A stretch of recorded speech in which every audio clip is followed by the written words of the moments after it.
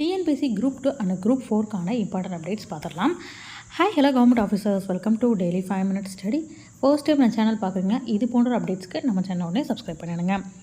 இளநிலை உதவியாளர் மற்றும் தட்டச்சர் பதவிகளுக்கான கலந்தாய்விற்கு அனுமதிக்கப்பட்ட தேர்வர்கள் இளநிலை உதவியாளர் பணிக்கான கலந்தாய்வின் போது ஏதேனும் ஒரு பதவியை நீங்கள் செலக்ட் பண்ணிட்டீங்க அப்படின்னா அடுத்ததாக தட்டச்சர் பதவிக்கான கலந்தாய்விற்கு நீங்கள் அனுமதிக்கப்பட மாட்டீங்க.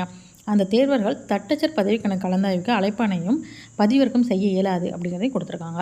ஸோ இளநிலை உதவியாளரை நீங்கள் செலக்ட் பண்ணிட்டீங்கன்னா தட்டச்சர் அடுத்த இனிமேல் தான் வரப்போகுது கவுன்சிலிங். ஸோ அதில் நீங்கள் அகெயின் பார்ட்டிசிபேட் பண்ணி எந்த ஒரு பதவியுமே எடுக்க முடியாது அப்படிங்கிறத தெளிவாகவே நோட்டிஃபை பண்ணிட்டாங்க.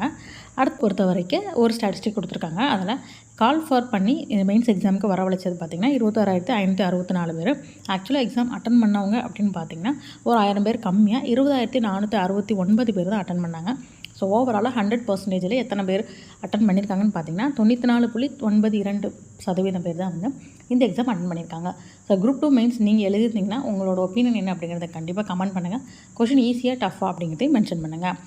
மேலும் இது போன்ற அப்டேட்ஸை உடனுக்குடன் நம்ம தெரிஞ்சுக்க நம்ம சேனலை சப்ஸ்கிரைப் பண்ணிடுங்க.